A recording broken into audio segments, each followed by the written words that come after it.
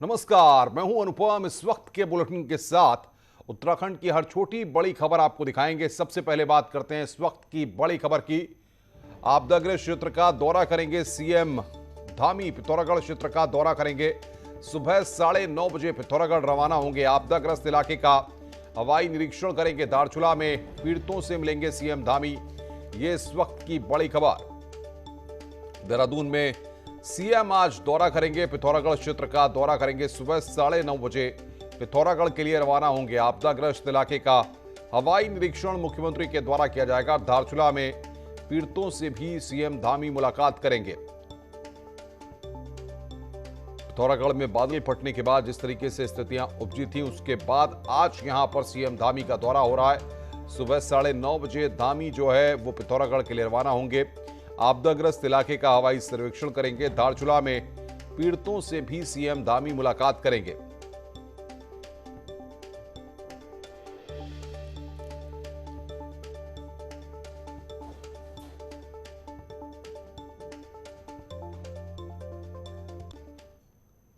मुख्यमंत्री धामी का जिलों का दौरा है और पिथौरागढ़ के बाद उधम सिंह नगर जाएंगे सीएम धामी। ये बड़ा अपडेट हम आपको दे रहे हैं। यूएस नगर में बहुउद्देशीय शिविर का आयोजन है। शाम 5:30 बजे जनता मिलन कार्यक्रम। 1 सितंबर को चंपावत दौरे पर रहेंगे सीएम। जगबुड़ा पुल से बनबसा तक होगा रोड शो। तो देहरादून से खबर, सीएम का जिलों का दौरा है। पिथौरागढ़ के बाद उधम सिंह नगर भी जाएंगे सीएम धामी।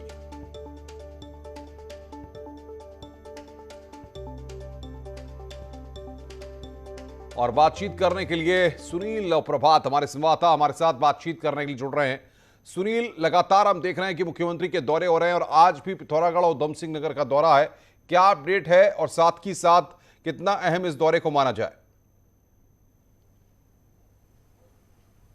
देखिए अनुपम, सोमवार को पिथौरागढ़ में बादल फटने से एक ही परिवार की 3 बच्चियों समेत 5 लोगों की मौत हो गई थी। 2 लोग वहां पर अभी भी मिसिंग हैं। तो मुख्यमंत्री आज पिथौरागढ़ जाएंगे। आपदा प्रभावित जो क्षेत्र है उसका हवाई सर्वेक्षण करेंगे, क्योंकि ये बहुत दूरस्थ क्षेत्र है, नेपाल बॉर्डर से लगा हुआ एरिया है। बाद में आर्मी का जो कैंप है वहाँ पर सीएम का आपदा प्रभावितों से मिलने का कार्यक्रम है। इसके अलावा वो आर्मी कैंप से धारचूला पहुँचेंगे। धारचूला में भी जो स्थानीय लोग हैं उनकी समस्याओं को सुनेंगे। इस पूरे दौरे में अनुपम एक खास बात यह है कि जहाँ जहाँ भी ऐसे डिजास्टर सामने आ रहे हैं, इससे पहले आपने देखा कि उत्तरकाशी में डिजास्टर हुआ। तमाम जो सड़कें हैं, चाहे वो बद्रीनाथ हाईवे हो, टिहरी चंबा रोड की बात हो, परसों भी सीएम ने इन क्षेत्रों का निरीक्षण किया था। चाहे वो रानी पोखरी पुल ध्वस्त होने की बात हो, तो जहाँ जहाँ भी डिजास्टर है सीएम तत्काल उन क्षेत्रों का निरीक्षण कर रहे हैं और उनके साथ साथ अधिकारियों को जो आवश्यक दिशा निर्देश हैं वो दिए जा रहे हैं। और सीएम के दौरे के मद्देनजर एक खास बात ये भी होती है कि अगर सीएम का कहीं पर दौरा है तो पूरी मशीनरी अलर्ट हो जाती है, और जब मशीनरी अलर्ट होती है तो इसका कहीं ना कहीं सीधे तौर पर जनता को फायदा होता है। तो एक बड़ी देखने वाली बात यह है कि अभी तक लगातार ये शिकायतें रही हैं कि जो पूर्व में अगर हम देखें सीएम के टूर, तो जहाँ जहाँ भी आपदा हुई तो ये शिकायतें लगातार आती रहती थी कि सीएम मौके पर दौरा नहीं करते, लोगों में रोष होता था। लेकिन सीएम पुष्कर धामी के एक के बाद एक दौरों से कहीं ना कहीं ये जनता के लिए एक बड़ी राहत कही जा सकती है। आज ही सीएम पिथौरागढ़ के बाद पिथौरागढ़ में करीब 2 घंटे तक उनके रुकने का कार्यक्रम है। वो फिर उधम सिंह नगर का दौरा करेंगे। उधम सिंह नगर में एक बहुउद्देशीय शिविर में सीएम भाग लेंगे। उसके बाद देर शाम जनता मिलन का कार्यक्रम भी है। बिल्कुल सुनील, आप नजर बना के रखिए, आगे भी हम आपसे अपडेट लेते रहेंगे। सुनील हमारे संवाददाता पूरा अपडेट दे रहे थे सीएम के प्रोग्राम के बारे में। आगे बढ़ते हैं। उत्तराखंड के आपदा प्रबंधन मंत्री धन सिंह रावत अपने एक बयान को लेकर ट्रोल हो रहे हैं। प्रदेश में पिछले दिनों हुई बारिश के बाद जो नुकसान हुआ उसको लेकर मंत्री ने दावा किया है कि राज्य सरकार एक ऐसे मोबाइल एप्लीकेशन पर काम कर रही है जिससे समय रहते आने वाली प्राकृतिक आपदा के बारे में जानकारी मिल जाएगी। यही नहीं, मंत्री का यह भी दावा है कि ऐसे ऐप पर भी काम हो रहा है जिसके जरिए बारिश पर काबू पाया जा सकेगा। मंत्री के इस बयान पर सोशल मीडिया में यूजर तरह तरह के कमेंट कर रहे हैं। एक रिपोर्ट ये बनाएगी, उसने आईआईटी रुड़की को भी हमने जोड़ा है, जो हमारे अनुसंधान केंद्र है उनको भी जोड़ा है, 3-4 लोगों को जोड़ा है उसमें। और उसमें हमने कहा है कि वो ये तय करेंगे कि हमको किस क्षेत्र में कितनी आपदा आने वाली है, और वो ताकि हम वहाँ अलर्ट कर देंगे पहले लोगों को भी। और अपनी जितनी मशीनरी हमारी, चाहे पीडब्ल्यूडी का है, चाहे सिंचाई विभाग का है, चाहे कोई भी विभाग है, चाहे स्थानीय प्रशासन है, अब तो एक ऐसा ऐप भी आ रहा है कि जो कह रहा है कि अगर कहीं पे ज़्यादा बारिश होती है तो बारिश को थोड़ा आगे पीछे वो कम ज़्यादा कर सकते हैं। तो ये जो भारत सरकार को मैं उस प्रेजेंटेशन को दिखाने वाला हूँ, और भारत सरकार अगर उसमें अनुमति दे देती है तो मुझे लगता है कि कई राज्यों के लिए वो भी बहुत अच्छा हो सकता है। वहीं पूर्व मुख्यमंत्री हरीश रावत ने तो बकायदा फेसबुक के जरिए धन सिंह रावत पर तंज कसा। उन्होंने लिखा है कि देश में बारिश की अनिश्चितता के चलते किसानों को जो परेशानी होती है उसका तो निदान मिल गया है। अब सीएम धामी को चाहिए कि मंत्री धन सिंह रावत का नाम भारत रत्न के लिए प्रस्तावित किया जाए।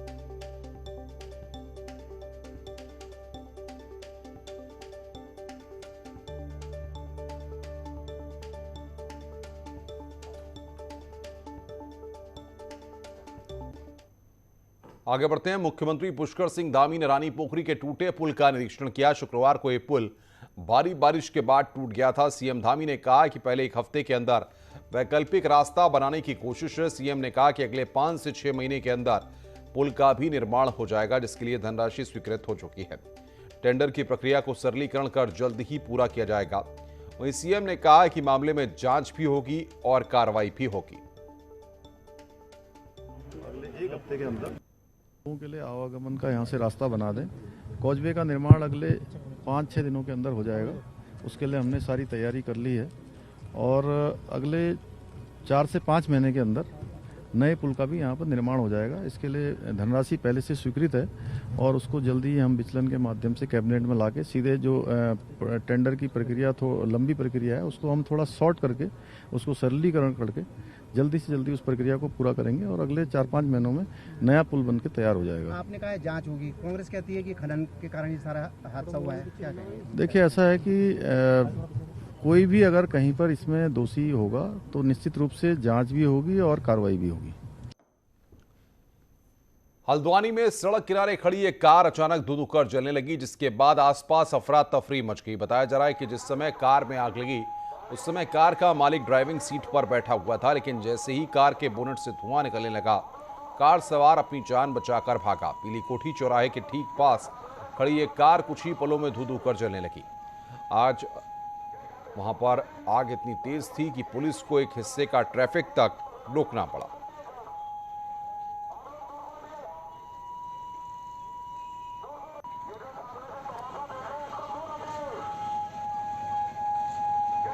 हरिद्वार में जिला पंचायत बोर्ड का कार्यकाल समाप्त हुए 5 महीने से ज्यादा हो गए, लेकिन अभी तक चुनाव की कोई सरगर्मी नहीं है। चुनाव समय पर न कराने पर जिला पंचायत के पूर्व अध्यक्ष ने सरकार की मंशा पर सवाल उठाए हैं।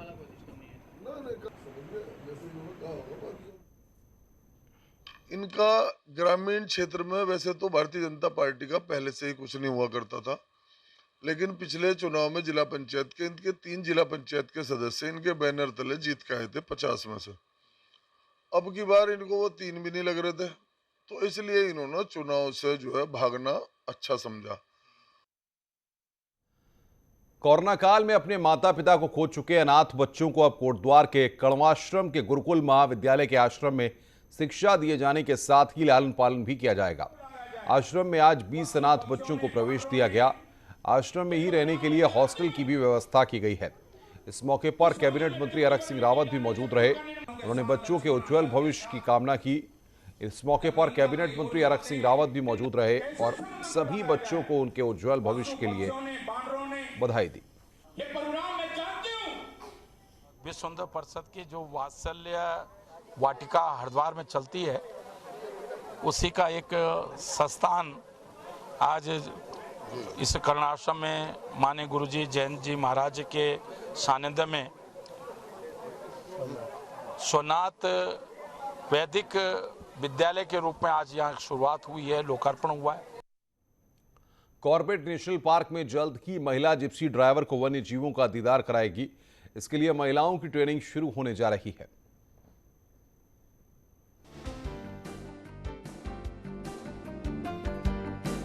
कॉर्बेट में अब महिलाएं भी जिप्सी चलाती नजर आएंगी। चयनित महिलाओं को देहरादून में ट्रेनिंग दी जाएगी।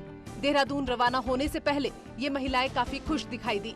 इनका कहना था कि महिलाएं किसी से भी कम नहीं है और वे घर के साथ स्टीयरिंग भी संभाल सकती हैं। देखिए, बहुत खुशी महसूस हो रही है। एक तो पहली बार महिलाओं को मौका मिल रहा है कि अपने घर से बाहर निकल के जिप्सी चलाने का, और आज तक उन्होंने घर के काम ही किए हैं। तो आज वो छुरी चाकू से लेकर स्टीयरिंग में अपना हाथ चलाएंगी, तो देखते हैं कि ये अनुभव उनके लिए कैसा होगा। उत्तराखंड में सरकार ने हमें ये फैसिलिटी दी है कि अब महिलाएं भी जिप्सी चलाएंगी, तो ये देखने लायक रहेगा। और कॉर्पोरेट नेशनल रिजर्व के डायरेक्टर का भी मैं थैंक यू कहना चाहूँगी कि उन्होंने ये मौका दिया है। कॉर्पोरेट निदेशक के मुताबिक जिप्सी ड्राइवर के तौर पर 50 महिलाओं का चयन किया गया है। पहले दिन में 25 महिलाओं को ट्रेनिंग पर भेजा गया है, जो ट्रेनिंग के बाद जिप्सी चलाती नजर आएंगी। उसके क्रम में 50 महिला जिप्सी चालक जो हैं उनका चयन कर लिया गया है। अभी प्रथम फेज में लगभग 25 महिलाएं जो हैं वो देहरादून में वाहन प्रशिक्षण के लिए आज जा रही हैं, और 21 दिन का ये प्रशिक्षण कार्यक्रम है। परिवहन विभाग का जो संस्थान है देहरादून में, वहाँ देश के किसी भी नेशनल पार्क में महिलाओं को जिप्सी चलाते देखने का ये पहला मौका होगा, जहां रसोई से निकलकर महिलाएं वन्य जीवों के बीच पर्यटकों को घुमा रही होंगी। गोविंद पाटनी, न्यूज़ 18, रामनगर। पूरे देश में धूमधाम के साथ जन्माष्टमी मनाई गई। वहीं देहरादून पुलिस लाइन में जन्माष्टमी के अवसर पर कोविड नियमों का पालन करते हुए भव्य कार्यक्रम का आयोजन किया गया। इसमें मुख्यमंत्री पुष्कर सिंह धामी, महाराष्ट्र के राज्यपाल भगत सिंह कोश्यारी, विधानसभा अध्यक्ष सहित कई गणमान्य व्यक्ति शामिल हुए। इस दौरान सांस्कृतिक कार्यक्रमों की झलकियां प्रस्तुत की गईं। मुख्यमंत्री पुष्कर सिंह धामी ने जनता को जन्माष्टमी के अवसर पर बधाई दी। महाराष्ट्र के राज्यपाल भगत सिंह कोश्यारी ने कहा कि देहरादून पुलिस लाइन में आने का अवसर उनको आज मिला है। साथ ही उन्होंने पुलिस जवानों को शुभकामनाएं दी।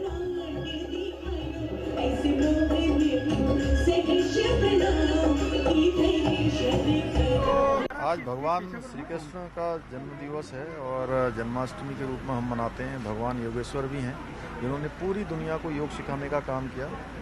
और आज जिस प्रकार का यहाँ पर मौसम भी हो रहा है, ऐसे ही मौसम में, ऐसे ही इन्हीं स्थितियों में, इन्हीं परिस्थितियों में भगवान श्री कृष्ण का जन्म हुआ है। तो मैं सभी को बहुत बधाई देता हूँ, शुभकामनाएं देता हूँ। अष्टमी का दिन है, अत्यंत पवित्र पावन दिन है, और मुझे हमारे पुलिस के लोगों को, फोर्स के लोगों को जान करके प्रसन्नता हुई।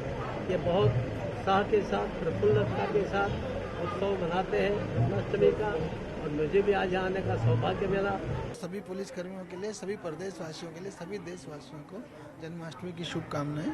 मैं तो एसएसपी मथुरा भी रहा हूँ, और वहाँ इसके जितने बड़े स्तर की तैयारियाँ होती हैं वो भी मैंने देखा है। और जिस तरह से जो कृष्ण जन्मभूमि है, वहाँ पे पूरी भीड़, लाखों की भीड़ आती है। श्री कृष्ण जन्माष्टमी का पर्व पूरे देश के साथ ही पहाड़ों में भी खूब हर्षोल्लास के साथ मनाया जा रहा है। चमोली में जगह जगह मंदिरों में श्री कृष्ण जन्माष्टमी का पर्व मनाया जा रहा है। जिला मुख्यालय गोपेश्वर स्थित गोपीनाथ मंदिर में भी बड़ी संख्या में श्रद्धालु मंदिर में भगवान के दर्शन के लिए पहुंचे हुए हैं।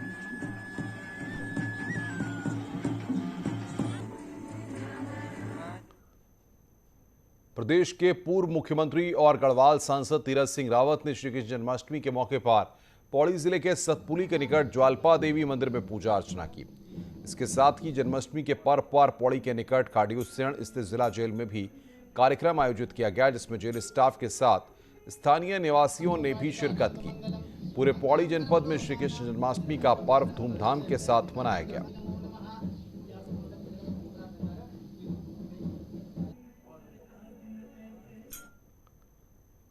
वहीं देहरादून के मंदिरों में भी श्री कृष्ण जन्माष्टमी मनाई गई। मंदिरों को सजाया गया और भगवान श्री कृष्ण की लीला की झांकियां सजाई गई।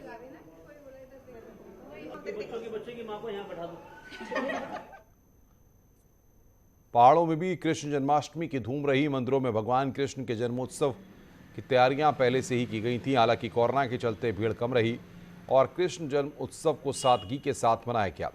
नैनीताल की नैना देवी में स्थानीय लोगों के साथ पर्यटकों ने राधा कृष्ण मंदिर में मत्था टेका और परिवार की खुशहाली के लिए कामना की।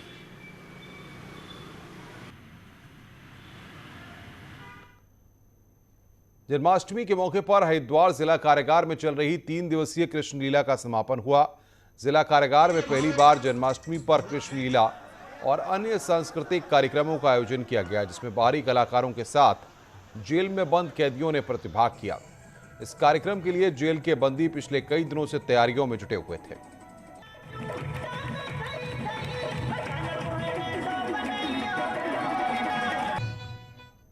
खबरें और भी हैं, फिलहाल एक ब्रेक के लिए, ब्रेक के बाद जल्द हाजिर होते हैं।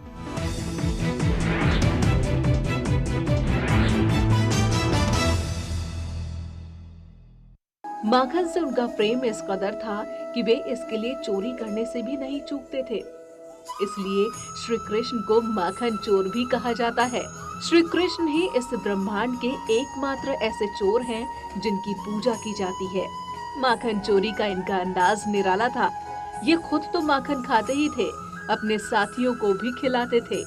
ब्रज की गोपियां बहुत कोशिश करती थीं कि माखन ऐसी जगह छिपा दे जहां कृष्ण की नजर न पड़े, लेकिन नटखट कृष्ण की नजरों से माखन छिपा नहीं पाती थी। यशोदा मैया से गोपियां कृष्ण की शिकायत भी करती थी।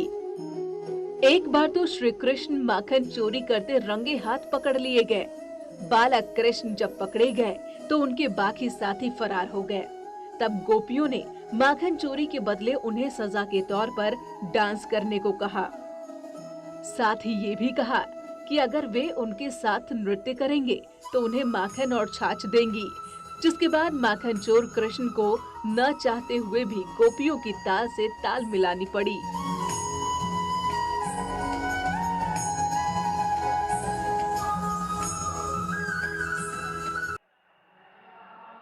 मुरलीधर को गायों से बहुत लगाव था। वो अक्सर अपने साथियों के साथ गैया को चराया करते थे और गैया को चराते समय भी वो कई तरह की लीलाओं में लीन रहते थे। एक बार तो हुआ यूं कि वो खेल रहे थे अपने साथी सुदामा के साथ और खेल खेल में सुदामा की गेंद यमुना में जा गिरी। फिर क्या था, गोपाल ने अपने सखा के प्रति प्रेम दिखाते हुए गेंद लाने के लिए यमुना में छलांग लगा दी।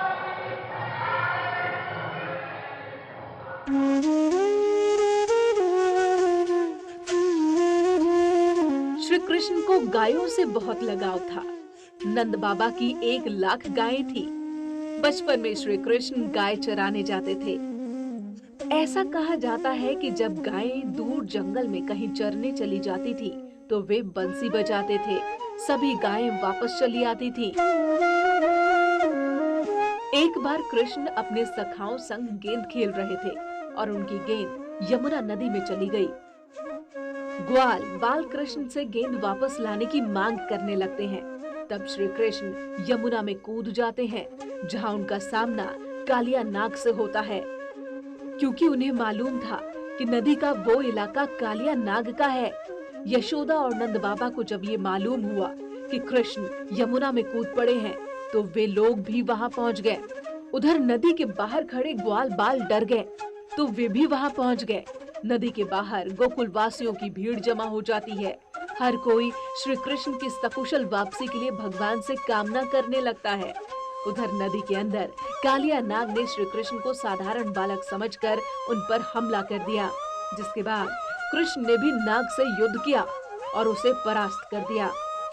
जब विषधर को ये पता चला कि श्री कृष्ण स्वयं नारायण है, तो उसे अपनी गलती का एहसास हुआ और वो खुद अपने फन पर कृष्ण को बैठाकर नदी के बाहर छोड़ने आता है।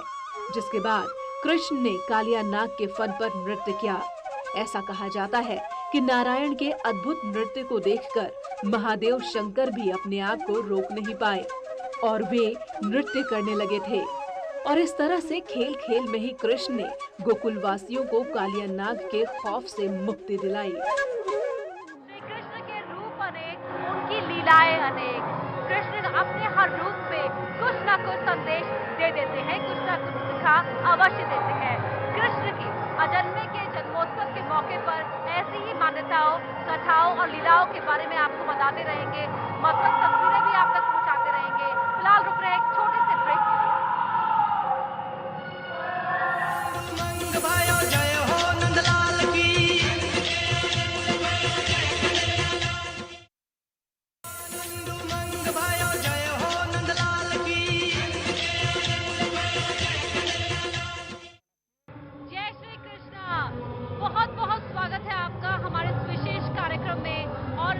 जन्मोत्सव के मौके पर मथुरा से ये लाइव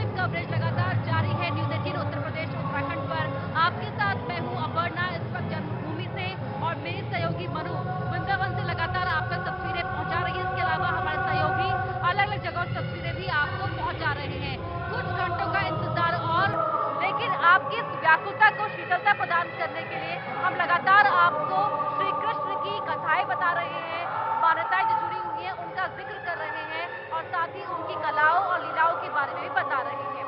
श्री कृष्ण और राम ये वो दो नाम हैं जिनको मात्र जपने से ही हमारे सारे संकट दूर हो जाते हैं, सभी समस्याओं का समाधान हमें मिल जाता है और इंसान को मोक्ष की प्राप्ति होती है। भगवान श्री कृष्ण की बात करें तो वो 16 कलाओं में माहिर थे, इसीलिए उन्हें त्रिगुणातीत भी कहा जाता है। इसका जिक्र मान्यताओं पुराणों में मिलता है, कथाओं में मिलता है।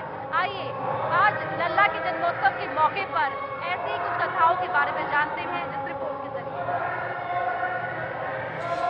केशवं कृष्ण दामोदरं राम नारायणं जानकी वल्लभम। श्री नारायण ने हर युग में पापियों का नाश करने के लिए अवतार लिया, लेकिन नारायण का श्री कृष्ण रूप उन सभी अवतार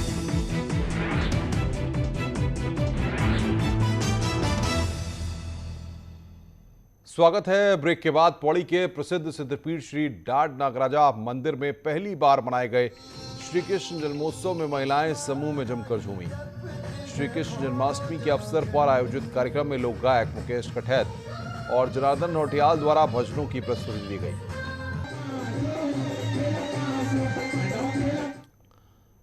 उत्तराखंड के जौनपुर क्षेत्र में भगवान श्री राम के जन्मोत्सव को दुबड़ी पर्व के रूप में मनाया जाता है। दुबड़ी का अर्थ होता है ग्रामीण अपने अपने खेतों की फसलों को पहली पैदावार को एक जगह इकट्ठा कर कृष्ण जन्माष्टमी पर भगवान को समर्पित करते हैं।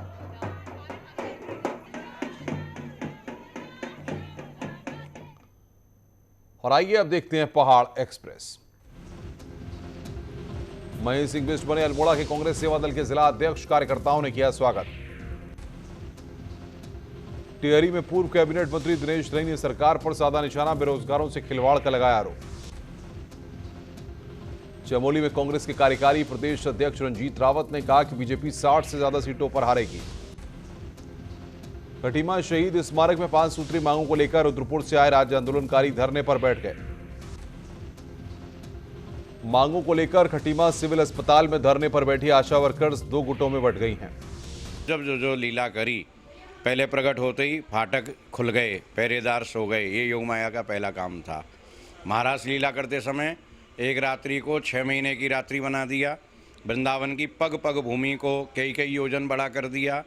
ठाकुर जी को द्वारका जाना है, एक रात्रि में सब लोग सोए हैं मथुरा में और जाग रहे हैं द्वारका में। 16,108 पत्नियां, उनके 10-10 बेटा, एक बेटी, सबके लिए अलग अलग सोने के महल, ये सब योग माया का कार्य था। एक बहुत ही प्रचलित कथा है। जब श्री कृष्ण यशोदा के यहाँ आए तो स्वर्ग से देवी देवता उनके दर्शन को अलग अलग रूपों में वहां पहुंच रहे थे। देव श्री नारद भी भगवान के बाल रूप का दर्शन करने गोकुल धाम आए और दर्शन के बाद वो सीधे कैलाश की ओर चले गए और महादेव शंकर को बताते हैं कि इन दिनों श्री नारायण बाल रूप में गोकुल में पधारे हैं। तब महादेव शंकर अपने आप को रोक नहीं पाते और सन्यासी के भेष में नारायण के बाल रूप का दर्शन करने यशोदा के द्वार पहुंच जाते हैं। तेरे पलने में पालनहार, दिखा दे मुख लाल का। लेकिन यशोदा ने महादेव को बालक कृष्ण की सूरत दिखाने से ही मना कर दिया था। तब योगमाया ने एक वृद्ध महिला का भेष बनाकर यशोदा को भ्रमित किया और उसके बाद महादेव को श्री कृष्ण के बाल रूप के दर्शन हुए। जोगी हो गया माला माल, निरख मुख लाल का। मैं तो हो गया माला माल, निरख मुख लाल का। श्री कृष्ण की पूजा में 56 भोग लगते हैं। इसकी कथा भी बहुत मनोरम है। एक बार देवराज इंद्र के कहने पर ब्रज क्षेत्र में बादलों ने खूब वर्षा की, जिससे पूरा ब्रज डूबने लगा था। तब बालक श्री कृष्ण ने गोवर्धन पर्वत को अपनी उंगली पर उठा लिया और ब्रजवासियों को इंद्र के वज्रपात से बचाया। यशोदा जायो ललेना, मैं वेदन में सुन आई। काहे कोया को बन रे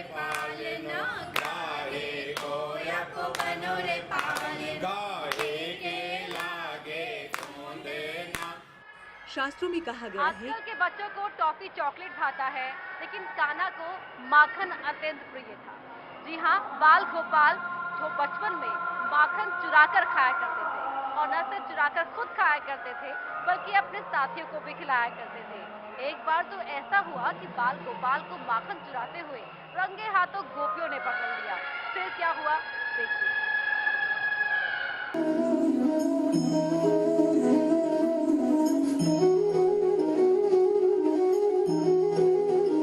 श्री नारायण ने जब कृष्ण के रूप में अवतार लिया तो उन्होंने कई लीलाएं की। श्री कृष्ण की लीलाओं का आदि, मध्य और अंत नहीं है। श्री कृष्ण को माखन बहुत प्रिय था।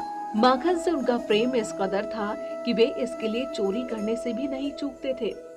इसलिए श्री कृष्ण को माखन चोर भी कहा जाता है।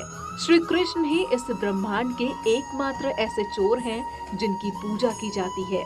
माखन चोरी का इनका अंदाज निराला था। ये खुद तो माखन खाते ही थे, अपने साथियों को भी खिलाते थे। ब्रज की गोपियां बहुत कोशिश करती थी कि माखन ऐसी जगह छिपा दे जहां कृष्ण की नजर न पड़े, लेकिन नटखट कृष्ण की नजरों से माखन छिपा नहीं पाती थी। यशोदा मैया से गोपियां कृष्ण की शिकायत भी करती थी। एक बार तो श्री कृष्ण माखन चोरी करते रंगे हाथ पकड़ लिए गए। बालक कृष्ण जब पकड़े गए तो उनके बाकी साथी फरार हो गए।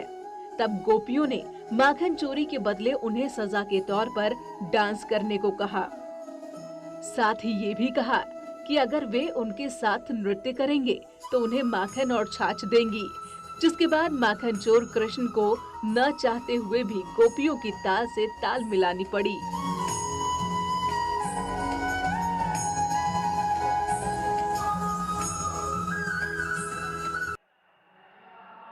मुरलीधर को गायों से बहुत लगाव था।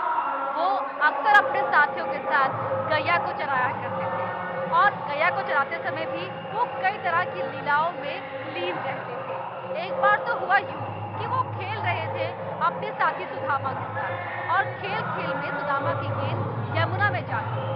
फिर क्या था, गोपाल ने अपने सखा के प्रति प्रेम दिखाते हुए गेंद लाने के लिए यमुना में छलांग लगा दी।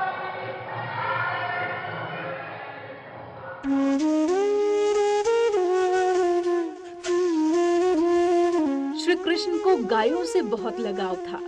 नंद बाबा की 1 लाख गायें थी। बचपन में श्री कृष्ण गाय चराने जाते थे। ऐसा कहा जाता है कि जब गायें दूर जंगल में कहीं चरने चली जाती थी तो वे बंसी बजाते थे। सभी गायें